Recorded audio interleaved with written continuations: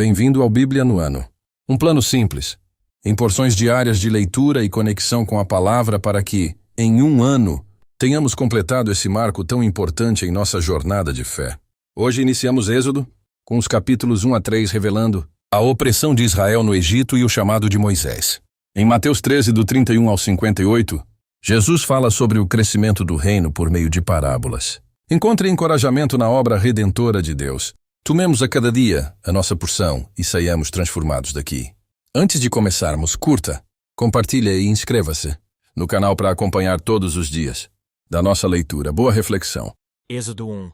São estes, pois, os nomes dos filhos de Israel que entraram com Jacó no Egito, cada um com a sua respectiva família: Ruben, Simeão, Levi e Judá, Issacar, Zebulon e Benjamim, Dan, Naftali, Gad e Azer.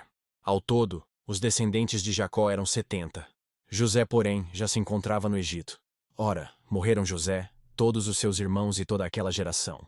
Os israelitas, porém, eram férteis, proliferaram, tornaram-se numerosos e fortaleceram-se muito, tanto que encheram o país.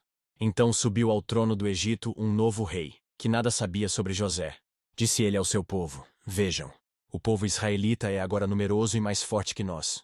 Temos de agir com astúcia, para que não se tornem ainda mais numerosos e, no caso de guerra, aliem-se aos nossos inimigos, lutem contra nós e fujam do país. Estabeleceram, pois, sobre eles chefes de trabalhos forçados, para os oprimir com tarefas pesadas. E assim os israelitas construíram para o faraó as cidades celeiros de Pitom e Ramessés. Todavia, quanto mais eram oprimidos, mais numerosos se tornavam e mais se espalhavam. Por isso os egípcios passaram a temer os israelitas, e os sujeitaram à cruel escravidão. Tornaram-lhes a vida amarga, impondo-lhes a árdua tarefa de preparar o barro e fazer tijolos, e executar todo tipo de trabalho agrícola. Em tudo os egípcios os sujeitavam à cruel escravidão. O rei do Egito ordenou às parteiras dos hebreus, que se chamavam Sifrá e Puá: quando vocês ajudarem as hebreias a dar à luz, verifiquem se é menino. Se for, matem-no. Se for menina, deixem-na viver. Todavia, as parteiras temeram a Deus e não obedeceram às ordens do rei do Egito. Deixaram viver os meninos. Então o rei do Egito convocou as parteiras e lhes perguntou: Por que vocês fizeram isso? Por que deixaram viver os meninos? Responderam as parteiras do faraó: As mulheres hebreias não são como as egípcias. São cheias de vigor e dão à luz antes de chegarem às parteiras. Deus foi bondoso com as parteiras, e o povo ia se tornando ainda mais numeroso, cada vez mais forte. Visto que as parteiras temeram a Deus, ele concedeu-lhes que tivessem suas próprias famílias. Por isso o faraó ordenou a todo o seu povo: Lancem ao Nilo todo menino recém-nascido, mas deixem viver as meninas. Êxodo 2. Um homem da tribo de Levi casou-se com uma mulher da mesma tribo, e ela engravidou e deu à luz um filho. Vendo que era bonito, ela o escondeu por 3 meses. Quando já não podia mais escondê-lo, pegou um cesto feito de junco e o vedou com piche e betume. Colocou nele o menino e deixou o cesto entre os juncos, à margem do Nilo. A irmã do menino ficou observando de longe para ver o que lhe aconteceria. A filha do faraó descera ao Nilo para tomar banho. Enquanto isso, as suas servas andavam pela margem do rio. Nisso viu o cesto entre os juncos e mandou sua criada apanhá-lo. Ao abri-lo, viu um bebê chorando. Ficou com pena dele e disse: Este menino é dos hebreus. Então a irmã do menino aproximou-se e perguntou à filha do faraó: A senhora quer que eu vá chamar uma mulher dos hebreus para amamentar e criar o menino? Quero, respondeu ela. E a moça foi chamar a mãe do menino. Então a filha do faraó disse à mulher: Leve este menino e amamente-o para mim, e eu lhe pagarei por isso. A mulher levou o menino e o amamentou. Tendo o menino crescido, ela o levou à filha do faraó, que o adotou e lhe deu o nome de Moisés, dizendo: Porque eu o tirei das águas. Certo dia, sendo Moisés já adulto, foi ao lugar onde estavam os seus irmãos hebreus, e descobriu como era pesado o trabalho que realizavam. Viu também um egípcio espancar um dos hebreus. Correu o olhar por todos os lados e, não vendo ninguém, matou o egípcio e o escondeu na areia. No dia seguinte saiu e viu 2 hebreus brigando. Então perguntou ao agressor: Por que você está espancando o seu companheiro? O homem respondeu: Quem o nomeou líder e juiz sobre nós? Quer matar-me como matou o egípcio? Moisés teve medo e pensou: Com certeza tudo já foi descoberto. Quando o faraó soube disso, procurou matar Moisés. Mas este fugiu e foi morar na terra de Midian. Ali assentou-se à beira de um poço. Ora, o sacerdote de Midian tinha 7 filhas.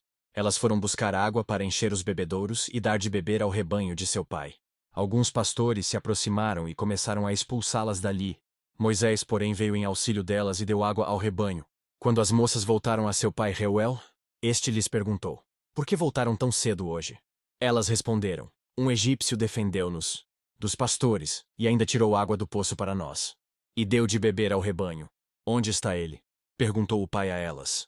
Por que o deixaram lá? Convidem-no para comer conosco. Moisés aceitou e concordou também em morar na casa daquele homem. Este lhe deu por mulher sua filha Zípora. Ela deu à luz um menino, a quem Moisés deu o nome de Gerson, dizendo: sou imigrante em terra estrangeira. Muito tempo depois, morreu o rei do Egito. Os israelitas gemiam e clamavam debaixo da escravidão. E o seu clamor subiu até Deus. Ouviu Deus o lamento deles e lembrou-se da aliança que fizera com Abraão, Isaque e Jacó. Deus olhou para os israelitas e viu qual era a situação deles. Êxodo 3. Moisés pastoreava o rebanho de seu sogro Jetro, que era sacerdote de Midian. Um dia levou o rebanho para o outro lado do deserto e chegou a Horebe, o monte de Deus. Ali o anjo do Senhor lhe apareceu numa chama de fogo que saía do meio de uma sarça. Moisés viu que, embora a sarça estivesse em chamas, esta não era consumida pelo fogo. Que impressionante, pensou. Por que a sarça não se queima? Vou ver isso de perto. O Senhor viu que ele se aproximava para observar. E então, do meio da sarça, Deus o chamou: Moisés, Moisés. Eis-me aqui, respondeu ele. Então disse Deus: não se aproxime. Tire as sandálias dos pés, pois o lugar em que você está é terra santa. Disse ainda: eu sou o Deus de seu pai, o Deus de Abraão, o Deus de Isaque, o Deus de Jacó. Então Moisés cobriu o rosto, pois teve medo de olhar para Deus. Disse o Senhor: de fato tenho visto a opressão sobre o meu povo no Egito, e também tenho escutado o seu clamor, por causa dos seus feitores, e sei quanto eles estão sofrendo. Por isso desci para livrá-lo das mãos dos egípcios e tirá-los daqui, para uma terra boa e vasta, onde manam leite e mel, a terra dos cananeus, dos hititas, dos amorreus, dos ferezeus, dos heveus e dos jebuseus. Pois agora o clamor dos israelitas chegou a mim, e tenho visto como os egípcios os oprimem. Vá, pois agora. Eu o envio ao faraó para tirar do Egito o meu povo, os israelitas. Moisés, porém, respondeu a Deus: quem sou eu para apresentar-me ao faraó e tirar os israelitas do Egito? Deus afirmou: eu estarei com você.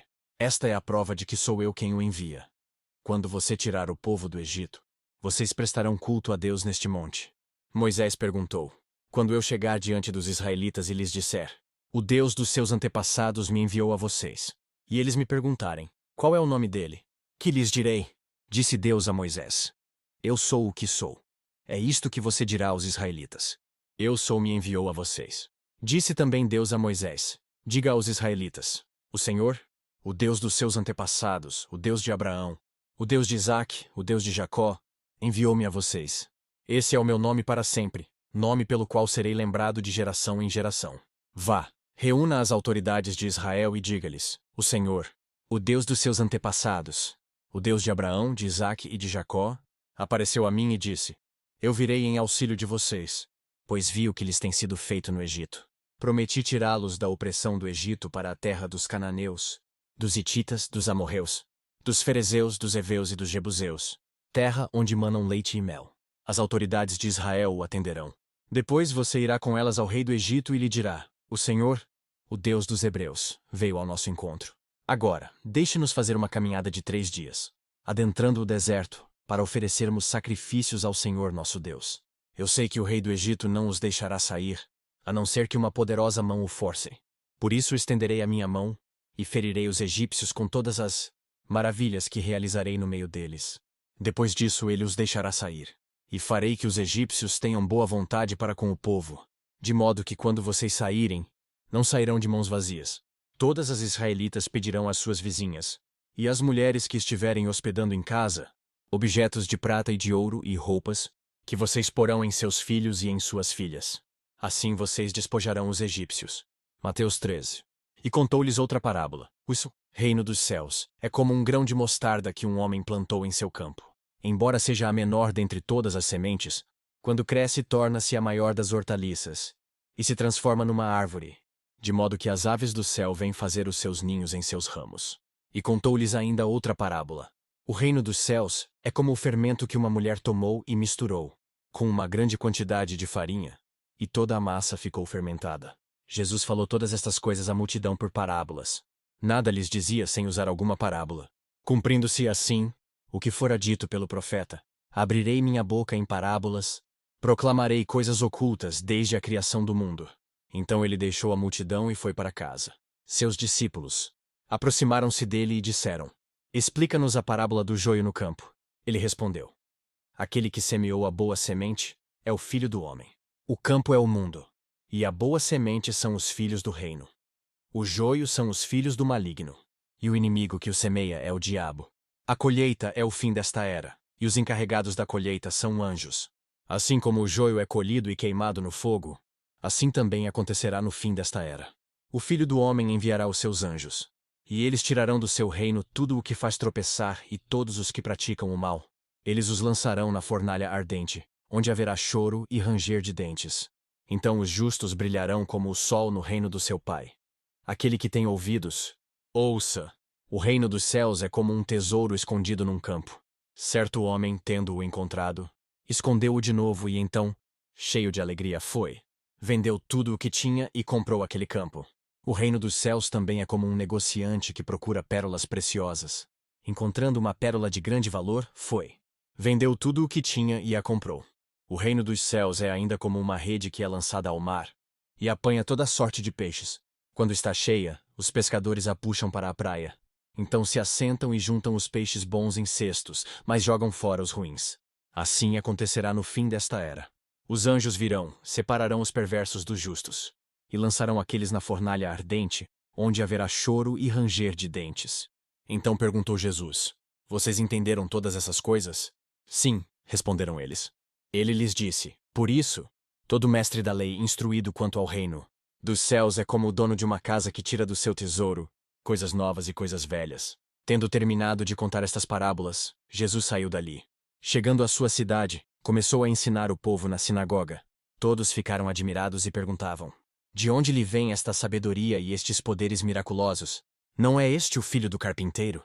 O nome de sua mãe não é Maria, e não são seus irmãos Tiago, José, Simão e Judas? Não estão conosco todas as suas irmãs? De onde, pois, ele obteve todas essas coisas? E ficavam escandalizados por causa dele. Mas Jesus lhes disse: só em sua própria terra e em sua própria casa é que um profeta não tem honra. E não realizou muitos milagres ali, por causa da incredulidade deles. Que as palavras de hoje permaneçam em seu coração e transformem sua caminhada de fé. Não esqueça de curtir, compartilhar e se inscrever no canal para continuar essa jornada conosco. Se ficou para trás, não tem problema. É só assistir aos vídeos anteriores e se manter firme no plano. Nos vemos no próximo vídeo para mais uma porção da Palavra de Deus. Até lá! A paz!